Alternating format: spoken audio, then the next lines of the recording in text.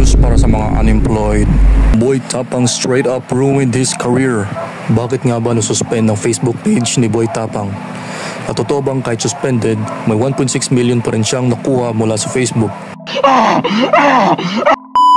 Ronnie Suan, aka Boy Tapang, ay isa sa mga sikat na content creator sa Pinas.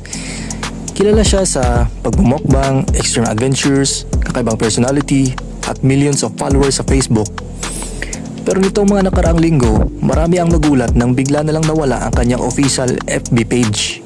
Bakit biglang nawala? Ayon sa mga ulat, hindi lang si Boy Tapang ang tinamaan.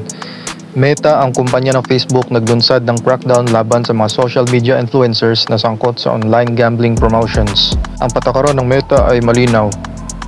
Bawal mag-promote ng illegal na sugal online at dito raw nahuli ang content ni Boy Tapang. Totoo ba ang 1.6 million na payout? Pero ito ang nakakagulat. Kahit na nasuspend ang kanyang page, kumalat ang balita na umabot sa 1.6 million pesos ang natanggap niyang payout. Damn! Mula sa Facebook bago pa man siya maban. Maraming netizens ang napasana all habang iba naman nagtanong, kung ban ka na, dapat ba may kita ka pa rin? Sa tingin ko, bago pa masuspend ang kanyang Facebook, natanggap niya na yung sahod niya. Ang tanong, permanenteng delete ba or temporary lang? Ayon sa latest info, mukhang permanente nang dinilit ang kanyang page. Hindi lang simpleng suspension at hindi lang siya, kundi pati iba pang influencers na may milyon-milyong followers.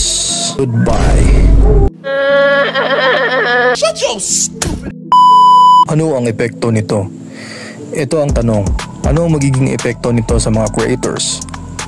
Una, mas titindi ang pag-review ng content lalo na kung may kinalaman sa sugal or promotion. Pangalawa, malaking lesson ito sa lahat ng influencers. Kahit gaano kalaki ang following mo, kapag lumabag ka sa platform rules, pwedeng mawala ang lahat ng pinaghirapan mo sa isang click. Opinion at reaksyon. Sa tingin ko, tama na protektahan ng Meta ang kanilang platform laban sa illegal na gawain. Tulad yan, yung pagpupromote ng sugal, etc. Pero, may iba ring nagsasabi, dapat ba agad permanent ban o dapat may warning muna? Mas maganda kung warning muna bago mag-ban. Check muna ng Meta yung FB page ng influencer. At kung may nakitang paglabag sa policy ng Meta, well, banned.